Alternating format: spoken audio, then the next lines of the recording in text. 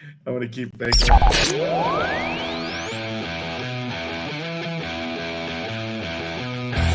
From Channelside Drive, where Lord Stanley Cup rests. Time ticks down. The Lightning win the Stanley Cup. Travel across the bridge to St. Pete to find our American League champs. And the Tampa Bay Rays have just won the American League pennant. And get ready to fire the cannons.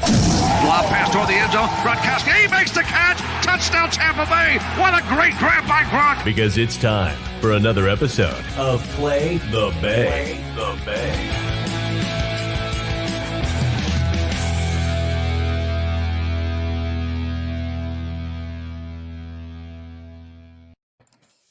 Hello, and welcome back to another episode of Play the Bay. I am one of your co-hosts, Kaylee Chikoski, and I'm here with Chip and Evan.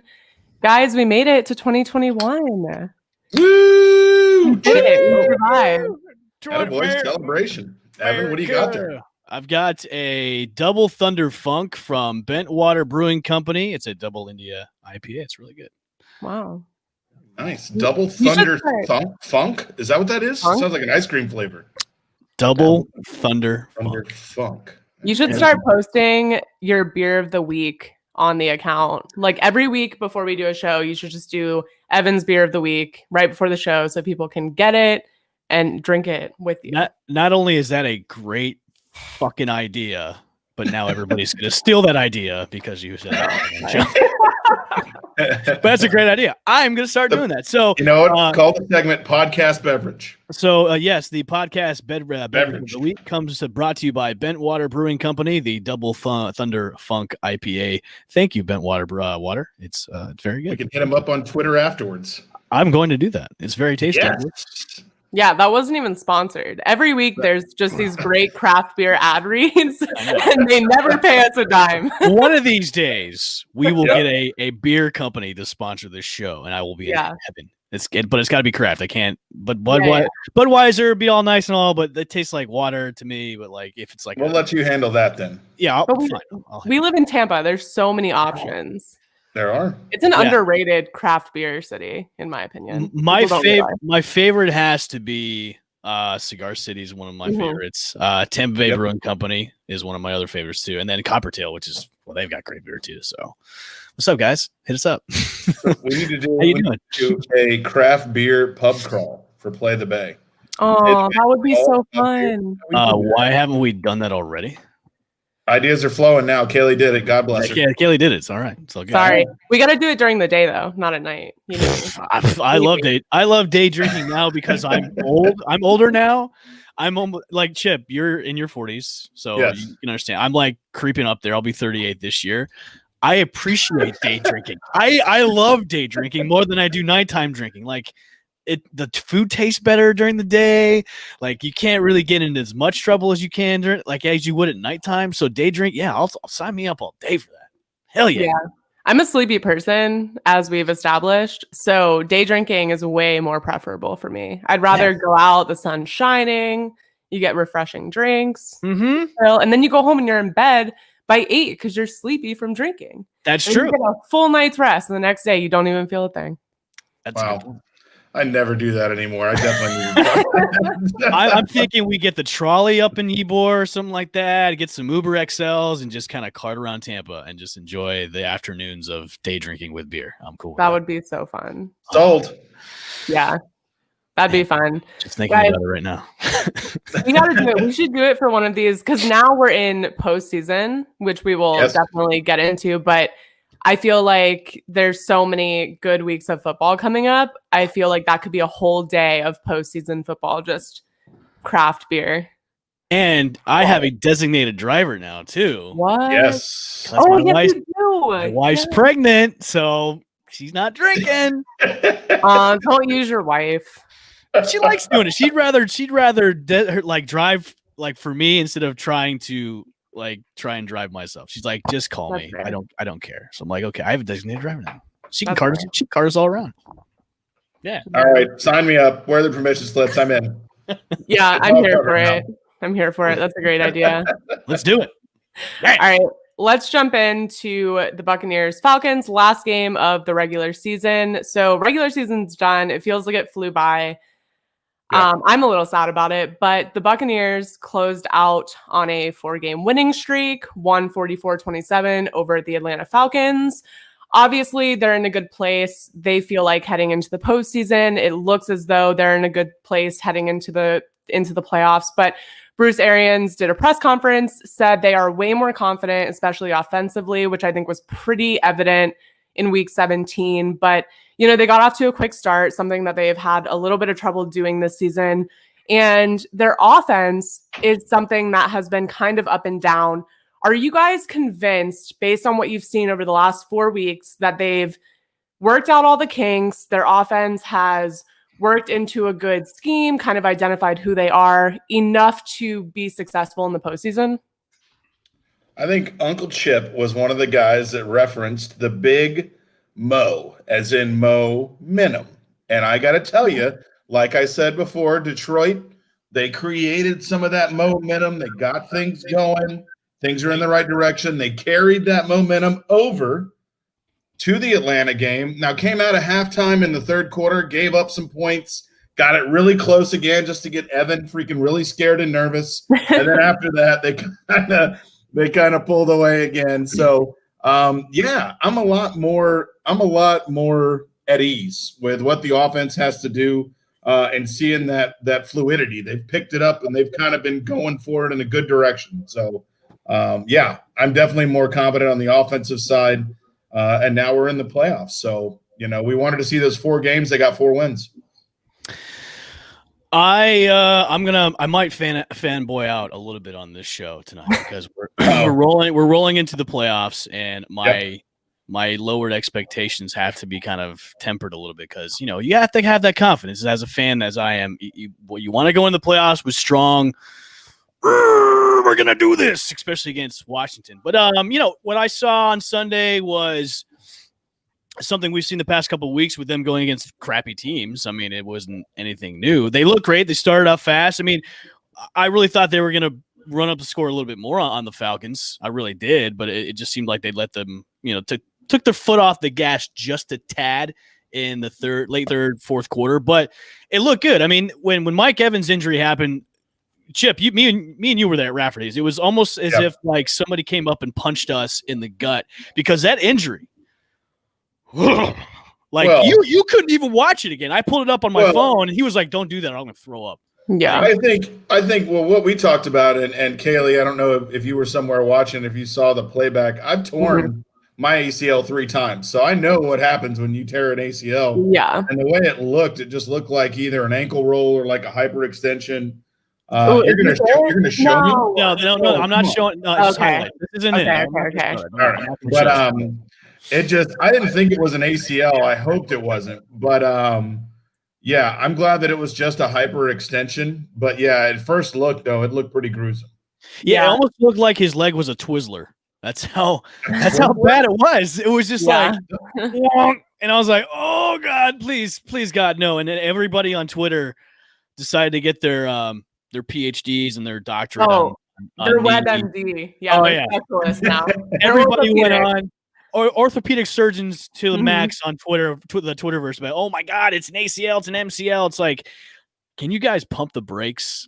I know, like, everybody's concerned. I love the concern. Like, it was great. All the fans were just like, oh my God, I hope it's not this, hope it's not that. But like, don't diagnose something you have no idea what you're talking about. And it came out as hyperextended, which, they had some pictures today at him at practice. Of course, he wasn't practicing, but he had a brace on his knee. So, it looks like he's going to be ready to go for Saturday against Washington. Now, my question to both of you is, if he's ready to go, how much are they going to have him on the field? Because would you rather have him on there maybe a tiny bit just in case to save him for the later rounds, or were you going to have him there full force like he was and like had, full snaps and ready to go? Are you just going to maybe sprinkle him in there and have AB kind of take over the flow and Chris Godwin? What do you guys think? I mean, you're so deep on offense. That's the thing. But then you look at Washington, and we'll talk about matchups a little bit later, but I think you have to feel it out because this is a game where you're coming in with high expectations to kind of walk away with it. And I think there's a lot of people saying, there's practically no way Washington walks away with a win in this game, but that's really a dangerous spot to be, especially in the playoffs. Playoffs change everything. So I think you have to feel it out. And I know today was a walkthrough. So and same with Carlton Davis, who's also on the injury report. They both were present at walkthrough, and it was basically, if this was a full practice, they wouldn't be participating. And the sentiment coming from the coaching staff was fingers crossed they'll be ready to go, which isn't super confident, but it's also not the worst thing that could happen. But I think if you can manage to get a win, I don't see the point in playing Mike Evans, because he's your leading receiver at this point, and you don't need to risk that when you're going to go up against way more capable and better and deeper and more talented teams that are going to put up a better fight later in the playoffs. And that's not to say that Washington won't put up a fight, because I think I'm of the opinion that they will, but I think if you can get away with Chris Godwin, Antonio Brown, and whatever you've got going, maybe with Gronk and getting your running game going a little bit more, I don't see why you would need to stress playing Mike Evans. I agree. And also, congratulations to Mike Evans for having 7 consecutive 1,000-yard seasons. I mean, obviously, him getting hurt kind of spoiled that. He couldn't really celebrate like he wanted to, but congratulations to him. I mean, that's beast style, man. That's the goat style right there, man, for wide receivers. Well, dude, he's the only one in the NFL to do it, and the guy behind him is Randy Moss. So, I mean, that's rare air for him, and congrats to that. But like you said, Kaylee, I think you always want Mike Evans on the field. He's a guy that's a game changer. He can make plays. So I think, like Kaylee said, if you can keep the game in control and limit his snaps, you're only going to get a better, healthier version of him. And that's what you want moving through the playoffs. So, maybe you look at Scotty Miller, maybe you look at AB, maybe you look at Godwin, maybe you have Gronk in there a little bit longer. So anything you can get to get the best version of him. Now, is that one snap and then he gets off the field and goes, crap, okay, I can't do any more today? Or is that, 10 snaps and maybe he's only playing at 80%? So I think they'll feel it out and see what the story is and make the adjustment. But, man, just what an unbelievable, 7 seasons and, making that record in Tampa and just doing what he does. Great record to break. Only guy in history in the NFL. I look at it this way, too. I mean, AB looked – man, listen, I know we all have our opinions about AB's off-season stuff. But he looked good, man. And Tom Brady hooked him up, man, with a bonus. I mean, that's a nice little fat little bonus you're getting because of all the dump passes that you got from Tom Brady. Like, that was the most complete AB I've seen in a uniform in a long time. That almost kind of reminded me how AB was so good in Pittsburgh. Like, that's what you want. That's what you want to see out of AB. And if he's getting hot right now, with the rapport he's having with Brady, which those two look like buddies on the sideline. It was just disgusting. It was like bosom buddies all over. But like, if he's getting hot now where you're getting an AB into the playoffs, but you're getting an AB like how he was in Pittsburgh into the playoff, ooh, man, that's scary to think about. And then you have Mike Evans. You can kind of maybe rest him for this game. And if they move on to the next round, put him Mike Evans kind of 50%, maybe 75%, but you still have AB who's getting heated up. That's scary to me. And that to me, it says, okay, now we have a complete Bucs offense, which we all thought was so inconsistent until the past couple of weeks, was because now they've kind of, Tom Brady and his receivers have that good rapport now. I mean, he's really connecting on everybody now. He's throwing some deep balls that have kind of gone through the wayside and everything, but now that he's kind of gelled with everybody, obviously it's taken until like week 16 and 17 to do it. But what a good time to do it, because now you're rolling into the playoffs and now your rapport is great with everybody. And now it's go time, man, because it's one and done and you're done for the rest of these seasons. And then we got to reevaluate everything, Yeah. Go ahead, Kelly. I think too, when you look at all the teams in the NFL this year, I think everyone's kind of taken that extra bit of time to figure out who they are and for us to get a feel on them. And I know some teams have looked more cohesive earlier, and the Bucs, it took a little longer. But I think you look at, league wide, I feel like we're getting a way later really view of who these teams are than usual due to just not having an off season, not really having a preseason. And now that we've kind of gotten a good feel on these teams, now it's postseason. So it's kind of gone a little bit faster than it would have in the past, I guess. I think another team, a good example of another team maybe that I know I was shooting down is the Colts. And they had another veteran quarterback, and they had somebody else that came over. And it really took Phillip Rivers till after midseason. I know the first 5 or 6 weeks, seems like he was going through similar pains. He was having awful football games, and the defense was winning it for him and their running game. And so I think that with the veteran presence you have, and most of the offensive pieces besides Gronk and Brady had been there for a little bit. So they do know a little bit of the offense, and they know most of the schemes. So I think now you're seeing your position players step up, and Brady's, like you said, Kelly, starting to match the chemistry with those guys. And that's what we're starting to see, which is at the right time. Yeah.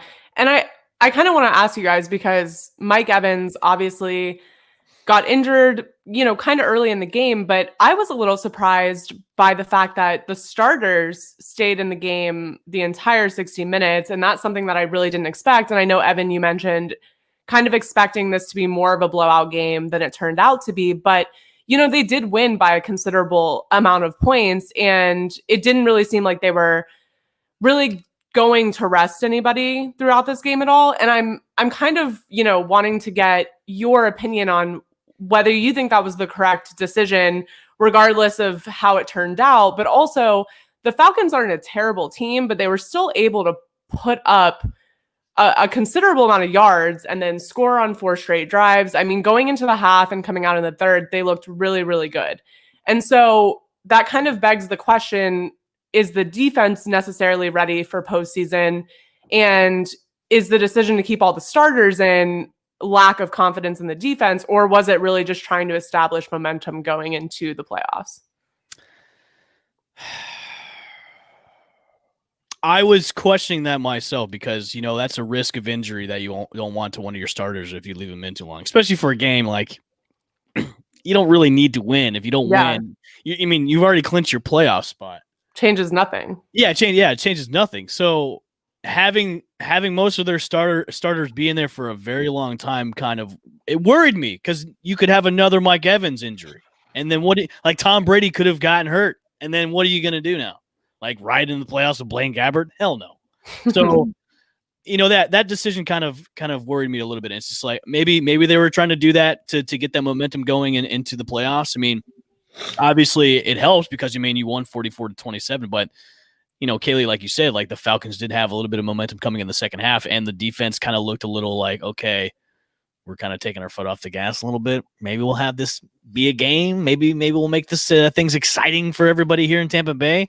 As my daughter is crawling up my chair and joining this podcast right now. Hold on a second. But, I would say it's as long as nobody really got hurt, and if this is a way for them to get ready for the playoffs, I'm all for it. But yeah, you're still running the risk of having somebody getting injured, like one of your star players, especially like a 43-year-old quarterback named Thomas Brady. So. Well, you had White and you had some other people that were out because of COVID, and now we're going to have to see the effects moving forward. I mean, they had 2 key linebackers. It was White and Barrett, I think, that were out.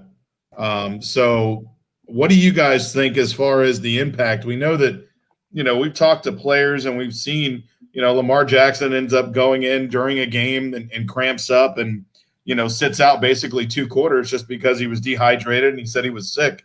Do you guys think they'll see any residual effects? Because the Bucs defense was the area that was hit with COVID, and they were missing players. So are you guys worried about that moving forward? Kaylee, I'll let you take this one.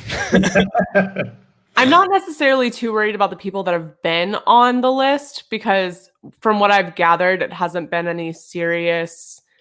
I do know that the league is taking a really safe approach when it comes to contact tracing. So there are a lot of people who have sat out, not necessarily because they've contracted a serious case of COVID, but because through contact tracing, they have come in contact with somebody.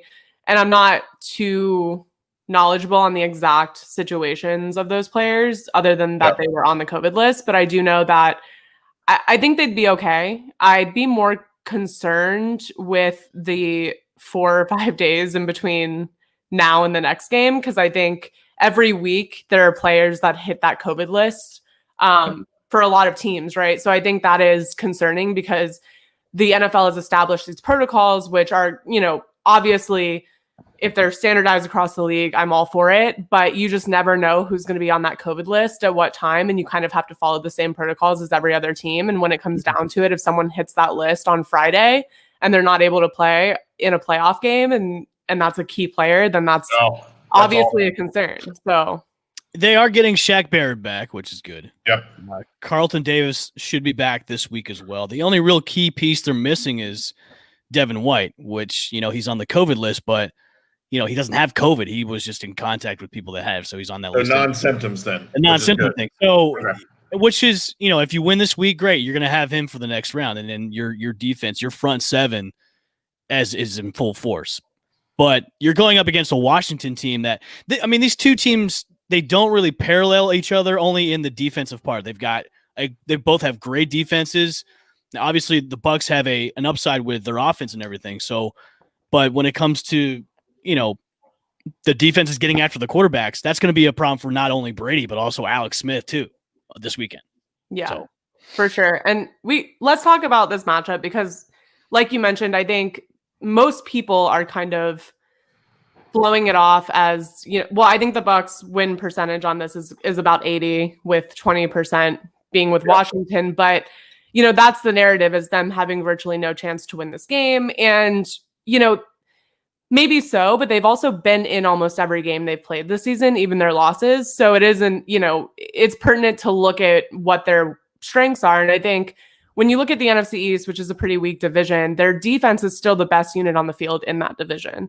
Out of every team that has played, in the NFC East, their defense is the best unit out there week in and week out. And they've really maintained that level of success throughout the season, even having a losing record. So, I'm interested to see what matchups you guys are looking forward to. Obviously, they've got a bunch of young guys, a bunch of really talented guys on defense, but that defensive front has been really, really impressive. And, Tom Brady and the Buccaneers offense and their offensive line has struggled against teams that do have a really kind of scary defensive front. So I'm interested to see if you guys think this is going to cause any disruption up front, maybe break down the pocket, maybe put Brady in some situations to make some mistakes or turn over the ball.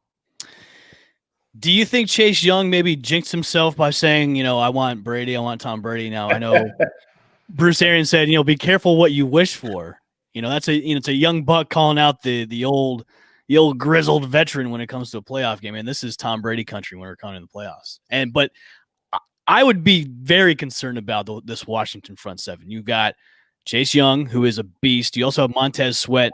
You also have Daron Payne and Jonathan Allen, these guys have all been drafted in the top picks in the draft. This is a young front seven. They are scary. They've been disruptive throughout the league this year.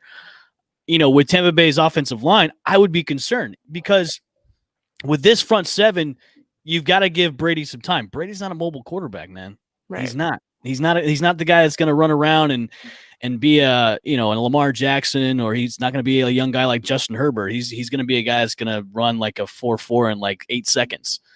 So, I would looking at these matchups and the run game for both sides.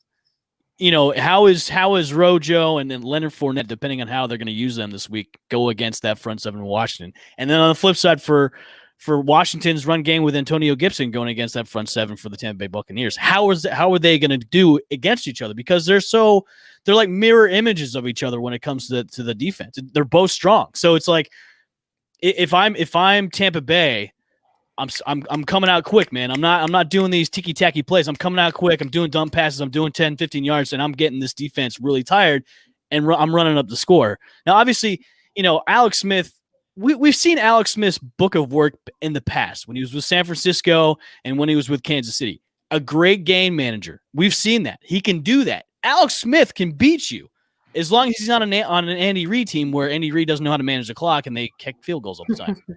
But I honestly, I'm not concerned a lot about this.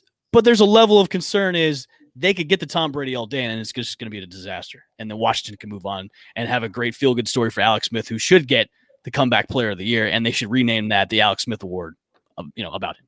Yeah.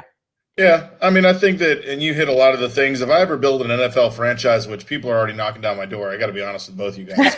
I would build it from the lines out. And that's what both these franchises kind of have done. They've spent a lot of money on their defensive lines, and they brought in free agents, and they use developmental players. And also offensively, they want to run the football. So both these teams mirror image in certain areas of their teams where they're strong. I think to hit on what you said, Evan, earlier, if you want to poke the bear during the NFL playoffs with Tom Brady, you better be ready, kiddo, because you're a rookie. And yeah, I'm not saying he had an unbelievable season, dude. Chase Young is going to be an unbelievable football player.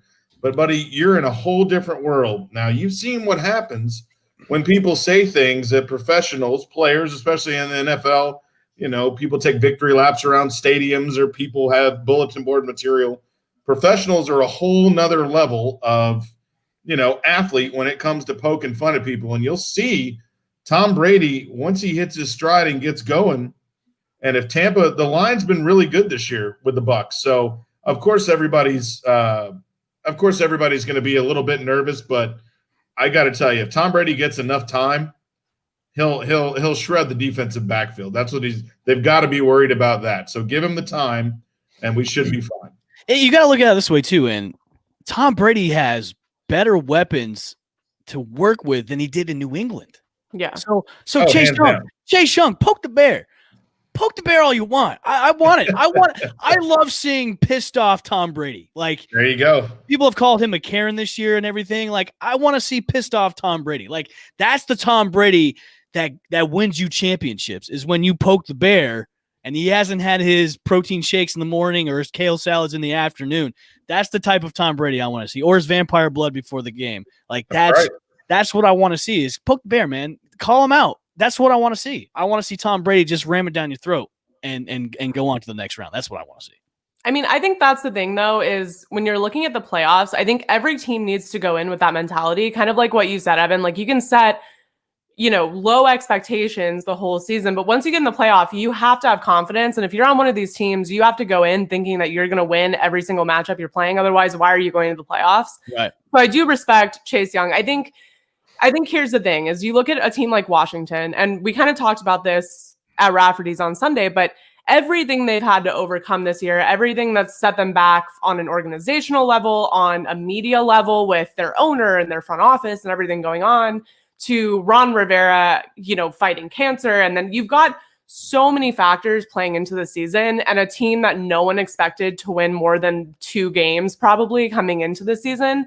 And to be fair, they don't have a great record, but they won their division, and that they did. Well, they outplayed 3 other teams in a division.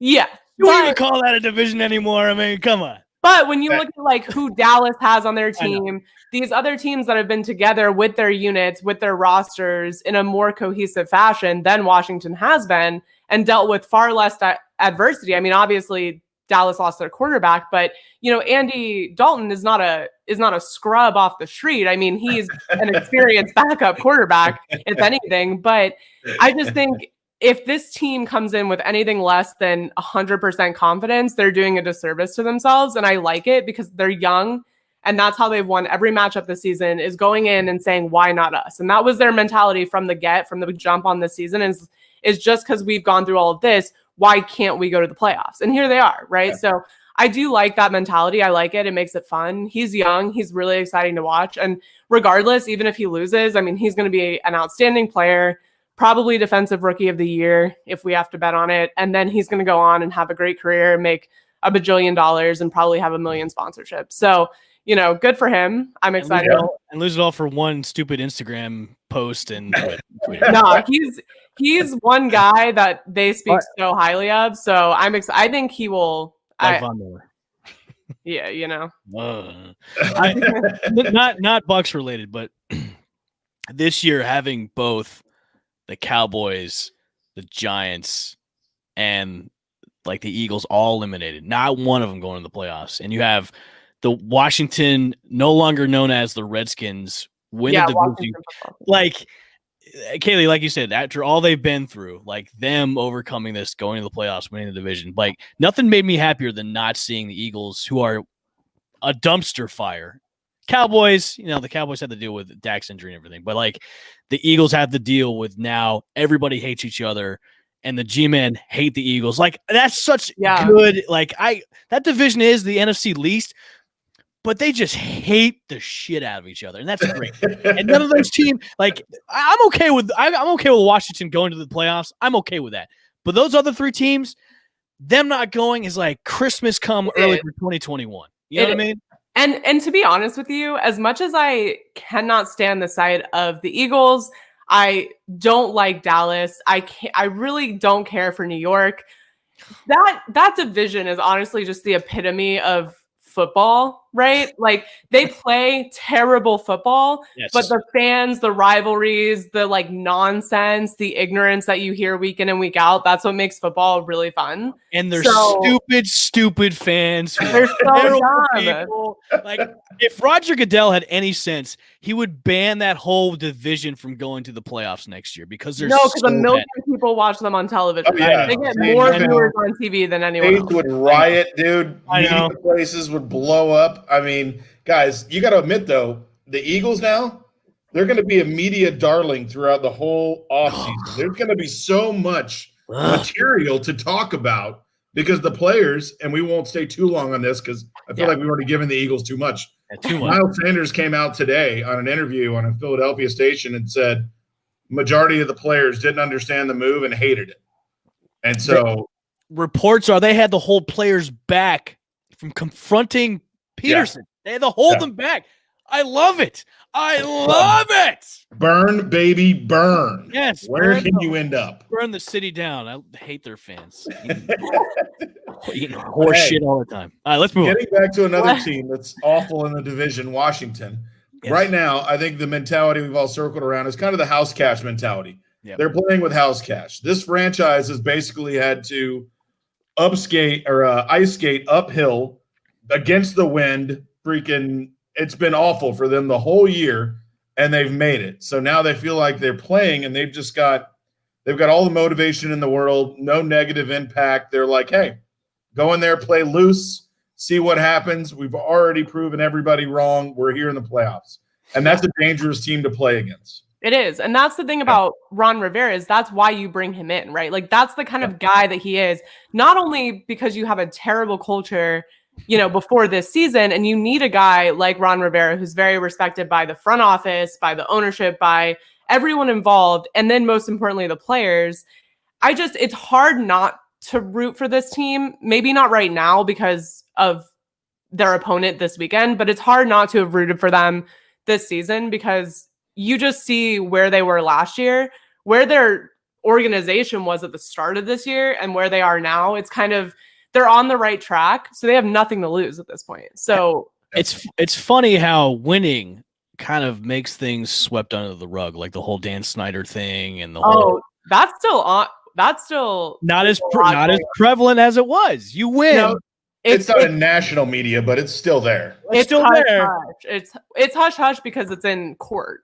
Is the reason, so they can't say anything. I've got a question for you two before we move on. Hypothetically. If the Bucs lose, where do they go from here? Like, do you call this the season of a disappointment? Yeah, you're 11-5, went to the playoffs, but you lose the first round to the Washington football team. Do you call this a lose, like a disappointment, or do you call this okay? It's a step in the right direction, even though Tom Brady's probably going to be here for one more year. Like, if they lose, hypothetically, what do we call this season? It's a disaster. What? I think it's a disaster. Oh, no. You went out and you spent, $50, $60 million to position yourself to go to the Super Bowl, and now you're out. You're done. Now, you're going to get the benefit of having these players, most of them, depending upon the salary cap, and they've got to sign a lot of key guys too. So you're going to lose. This will not be the same team that you're going to see on the field next year. You have to re-sign Godwin. You have to re-sign Levante David. You have to re-sign a lot of key players. So, I mean, disaster may be strong, maybe a strong word, but Chip, I gave you the solo treatment on that one. Yeah. I don't know if you call it fine. If you don't want to call it a disaster, but financially, this team has handcuffed themselves for the next year and a half. So Kaylee disagrees. So yeah, I want to hear that. Hey, buddy, says the Falcons fan. I know Evan brings it up every show. Hold on a second. I didn't bring it up once. Thank God. I didn't bring it up once at all during this show. I know. After Sunday, I made it a point not to say it. So yeah, I don't know. We'll see what the story is, but I would want more than one playoff win for what the Buccaneers spent in players and coaches and changes and everything. I would want more. I think if the opponent this weekend wasn't Washington, I think that sentiment would be a lot different by a lot of people. But I do think that I don't think it's a disaster if they lose. I think what the deal is, and in my mind, this is kind of how I felt the entire season, is they've signed a couple too many people, right? Like they've got too many people in the mix, too many, people stirring the pot to really be successful. Because when you think about it, the best teams in the league right now don't have, I mean, some of them do, don't get me wrong, but not all of them have the amount of talent that Tampa has on their roster. They don't necessarily have the deepest team or as many weapons, but they have the right people in the right places to put their team in a position to win. And I do think that is kind of where Tampa struggled at the beginning of the season, is not knowing exactly what to do with everyone you've got sitting on your roster. And you've brought in so many people at every position that it's just kind of, this week we're running Ronald Jones down everyone's throat, and this week we're running him for 5 snaps. And it's a lot of confusion on where to go with the ball and what kind of offense to run and what we're going to do. And I think next year, regardless of how far they go in the playoffs, shedding has to happen. And I know that it is very likely that Godwin's not there next year. And I don't even know that that's a disaster for them either way. I think he's obviously an extremely talented player, but they've got so much talent that I think if they narrowed it down and just tightened it up a little bit, and they're going to have to anyways, because they have to pay guys to stay there. And they also have to shed a lot of these short contracts that they have just sitting around. But I just think if you can tighten it up a little bit, kind of narrow down what you want your offense to look like. And I think leading that momentum that you've built so far into next season, no matter how far you go in the playoffs, that's going to give them a better idea of who to invest in, who to re-sign, who to keep there, who to let go. And they're going to tighten it up in a way where you're going to see a team that's a lot more sure of themselves next year than they came into this year. And I think that's going to happen regardless of what their outcome is in the playoffs. I like that. There is a lot of stuff that they do have to button up, especially when it comes to the large contracts that they're going to have to pay. Like, if I was Chris Godwin, I would say, look, I'm coming back. Like, Tom Brady's throwing me touchdowns. Now, obviously, if he hits the free agent market, he's going to get buku money. And it's if the Buccaneers are so against the wall when it comes to cap space, it's like, it's honestly, you have to look at your board and go, okay, who's gone? Who can restructure contracts? And who can we say, I can't do it? Because, you have to, it's almost like throwing darts at the wall. It's like you're lining up the names and goes, all right, we've got to let these guys go. We've got to restructure with these if they restructure, and then we've got to pay these guys. And they're big money contracts coming up. And Chris Godwin is one of them. And the one question is, okay, do you bring Gronk back? Because he has a 1-year, $10 million deal with this team. Is he going to come back for another year with Brady? Is AB going to come back? And if AB comes back, he's going to want more money, especially if he does well in the playoffs. Yeah. Chris Godwin's going to want a multi-year deal unless you franchise tag him. So it's like, I would love to be a fly on the wall in that room with the GM and Arians and the Glazers and their accountant and go, look, I got nothing, man. I got nothing for you. I can bleed out a sin out of my butthole if you want, but I've got nothing here. We had a tough season because we had no fans in the stands because of COVID. It's like our cap space is the cap's going down. And the cap's going down too. So you're going to see so many teams release guys that are star players, guys that should be re-signed by their team but can't because they don't have any money. And Chip, you looked it up on Sunday. Like, how many teams are out of the are in the negative right now, or actually how many teams are in the positive right now for cap space? It's like, I mean, I think only half. I think the NFL teams have workable cap space, kind of like right now. Yeah. So I mean, you gotta, and I mean, right now Godwin's making like 2.3, 2.5. Evans is making 14 million. You don't think Godwin's gonna want at least probably 10? He's gonna want probably 12 to 13. Yeah, and I mean, the cap space for the Bucs is gonna be somewhere in around the 20s. Yeah. Tony brought up a good point. What do you do with OJ Howard? Now, of course, OJ Howard was out this year with an injury. So do you bring him back? Do you trade him? Do you maybe bring him back on a smaller salary if you say, okay, you know what, Gronk, you had a great year, but what are we going to do with Gronk? So it's and Cameron Brate's there. So who's going to be the odd man out when it comes to the tight ends because they don't have the money to pay? So between us three, yeah.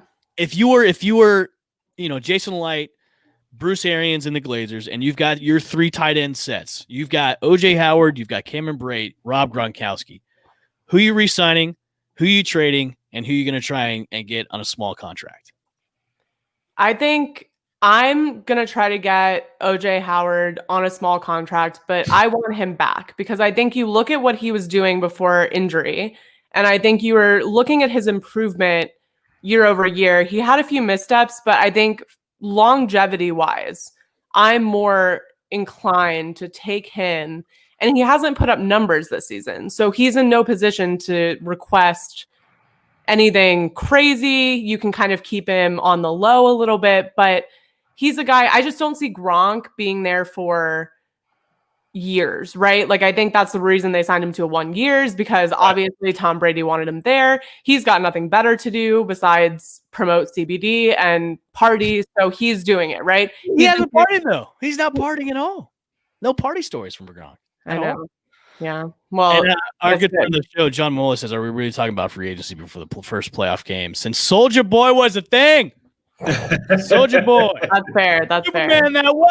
That is a fair question. That is. Well, hey, we took a skin surface just real quick.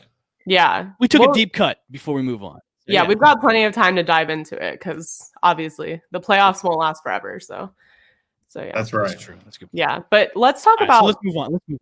Yeah, let's talk about. Evan brought this topic to the table, and I cannot wait to discuss it. But the headline is just Tom Brady MVP ?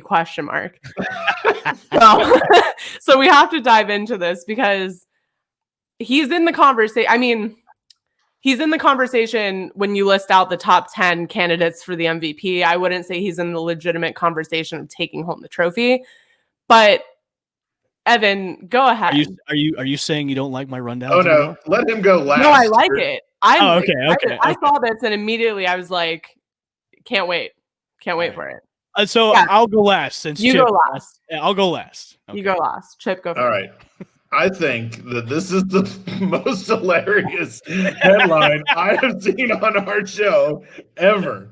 Because everybody, you know what the greatest thing about NFL football is it's weekend to weekend, and a player will have one great weekend, and then all of a sudden his other 16 weeks body of work goes out the window. And you're like, oh, God, he's great. He's Tom Brady, MVP him. Come on. This is a guy that was downright rancid most of the season. And, yes, he's learning a new system. And, yes, he has no relationship with the players. So, no, he doesn't deserve to be in the conversation at all because he's just not there. He's not MVP. He hadn't done it all year. I'm taking a picture of this and I'm going to laugh the rest of the night and just look at it all night. Yeah. He's got 40 touchdowns. Great. Aaron Rodgers has 48. And look at the roster Aaron Rodgers is dealing with and look at the roster that Tom Brady has at his disposal. So I just think that is alone. I think you're right, Chit. I do think whoever does the best at the end of the season is always the number one person to talk about for the MVP, which is so ridiculous to me to even be discussing it. But Yeah. It is. He's looked not himself for most of the season. And the last 4 weeks or 5 weeks have been really great. He's looked like he's back in the swing of things. He's playoff Tom Brady. I mean, I guess we'll see. But yeah, he also played 12, 13 games where he didn't look like that. And he was turning over the ball and he was doing this, he was doing that. And Bruce Arians wanted him to be a 40 touchdown, 10 interception quarterback this year. And that's not like he got 40 touchdowns, but his touchdown to interception rate is looking closer to Jameis Winston than Tom Brady or Patriot.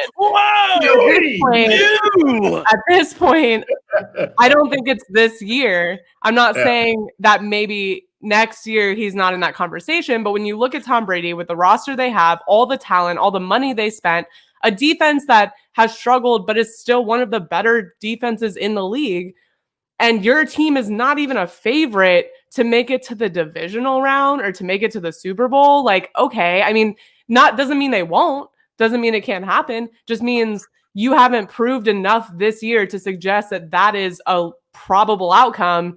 Then you shouldn't be in the MVP conversation. I think Aaron Rodgers is running away with it. Josh Allen catches up every week.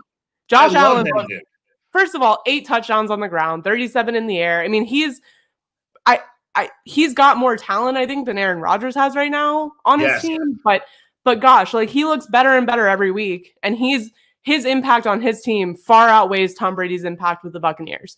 And then Derrick Henry is the only person on the Titans offense, and I hate the Titans, but Derrick Henry has a far better case for MVP than Tom Brady could ever have this year. Ever. So no. Look at her go, folks. I like it when she's moving her neck. I thought she was going to do the finger snap, like, Yeah. How about no? Listen, I did this for the rundown. I didn't say he was going to about what you're saying. I did this for the rundown, not I said he was going to be the MVP. But how dare you, Kaylee, say he's in comparison with Jameis Winston? How dare you? How many interceptions does he have this year? Let's look. His interception rate to touchdown rate is, I don't know if it's that bad, but it's definitely bad. Jameis had over 30. Jameis had 30 interceptions last year. So he's only had 12, but for some reason, doesn't it feel like it should be more? Well, in the beginning of the year, moving forward, his rate was even with that. Yeah. Also, that's a good point. Tony said the Packers have the 13th strongest schedule of 14 playoff teams. I mean, that's a good point, but also, okay. I mean, the Bucs lost to the Bears, so I mean, what? Let's reel this back a second. Now, I'm not saying he's going to be MVP. Now, I'm not saying he's not even on the bubble of the MVP talk. If he wins the Super Bowl, no.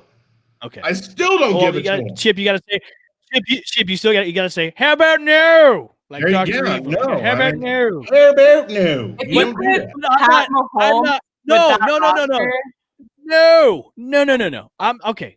I'm not saying he's in the conversation. I'm not saying he's on the bubble. I have my 4 MVP. If he gets that stupid trophy, I'm gonna die. No, for the MVP or the Lombardi trophy. I'm out of it. Oh, listen, I've got my Josh Allen, Aaron Rodgers. Yes, both those, dude. Those are the best ones. I personally believe. Is he frozen? I think he's frozen. Yeah, dude. Look at that. The computer beat him up. They knew where that conversation was going, and his Wi-Fi was like, nope. Can't do it. That's all I do. I put that there for the rundown. Okay. Okay. My internet just glitched for a second. That's probably why I was on. Of course it did, because I knew it was coming out of your mouth. It was like, no. But I did not say Tom Brady should be in the MVP. I just said, okay, let's put this in the rundown. That way we can talk and discuss. Because if there's people in the comments, maybe they would like to say something about it. So obviously, there's only one person. That's Tony. We should have let Evan go first before we attacked him. You should have. I feel morally and physically and mentally abused. I'm sorry.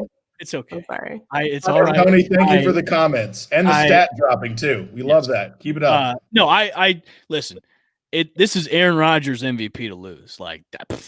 Straight up. And the thing is with him, like before the season, everybody thought he was washed up, especially when the Packers drafted Jordan Love in the draft. And then didn't draft any wide receivers at all. Like Aaron Rodgers is throwing just to Devontae Adams. That is it. Yep.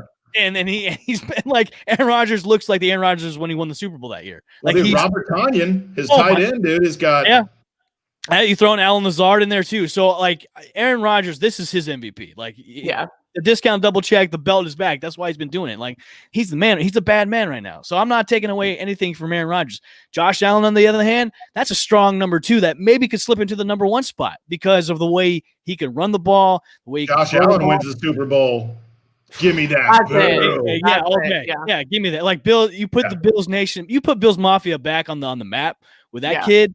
Like, you deserve MVP honors all day. So what? No, I didn't say nothing about Tom Brady winning MVP. Let's repeat that. I did not say that.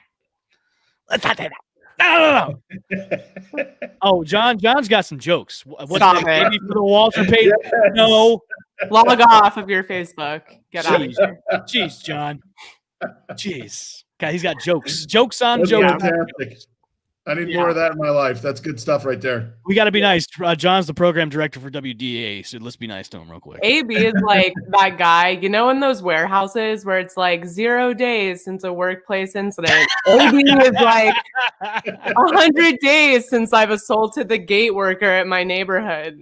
Like isn't that still in litigation right now? Are they still kind of figuring that out? No, I think they let it go because he's playing. They're playing well. Yeah, that's right. His the condo association said he was a hero for beating the Panthers and didn't want to press charges because they won. Yeah, that's great. Tom Brady called up and was like, "You're gonna drop these charges."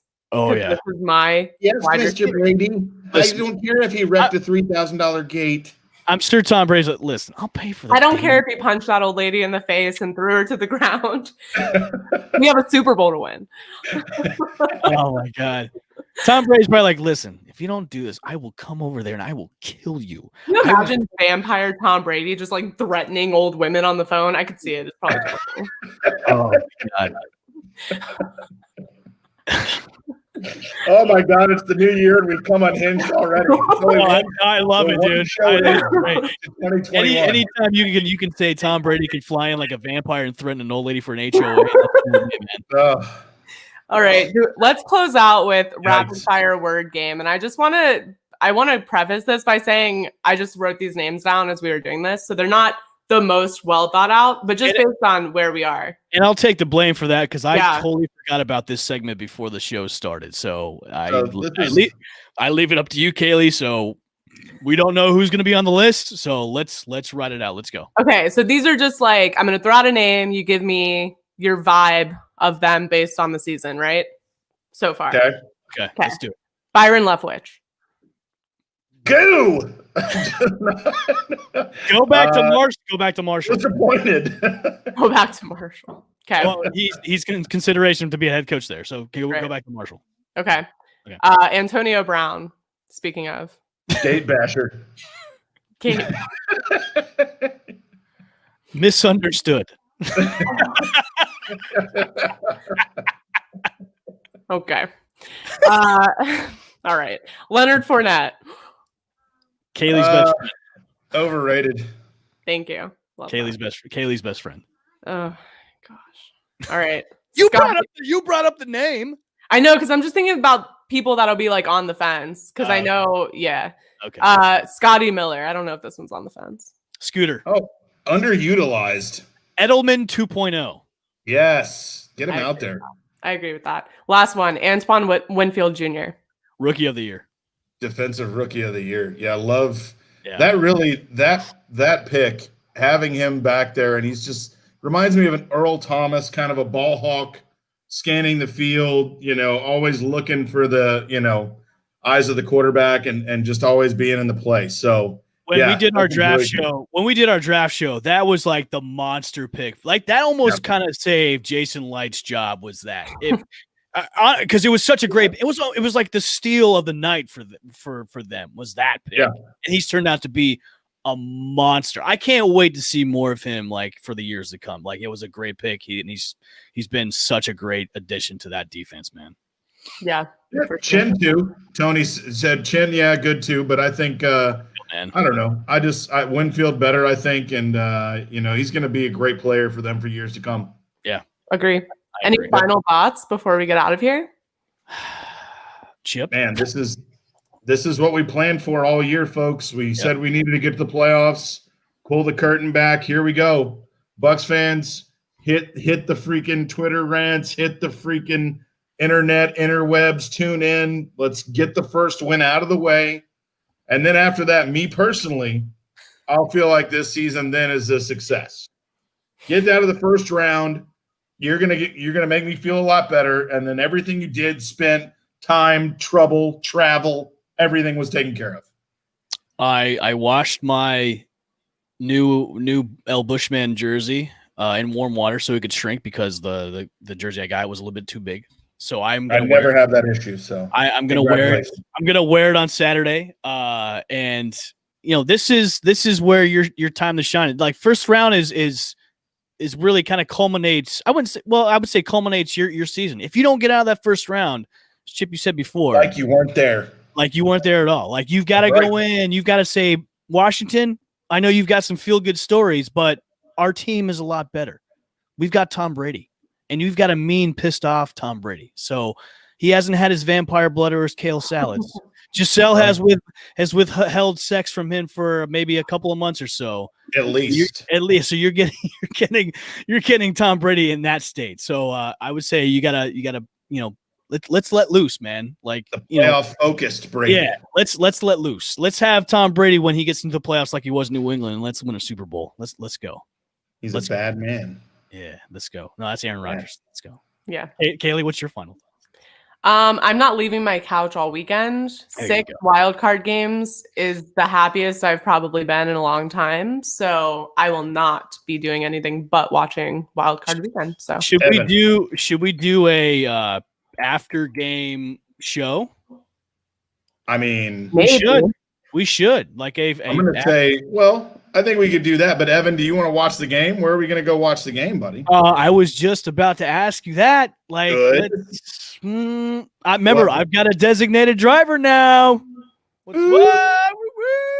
So sounds like a Buccaneer party wagon. I like it. I mean, most likely we'll probably end up at Rafferty's, of course. At Rafferty's, and then we'll mosey on to somewhere else. I mean, yeah. Just make sure you take out all the kids' seats now. You got in your spaceship van when you pick me up. I don't have an SUV just yet. That won't be till like later on this year. So I still have my car. So don't worry. You got the Jeep though.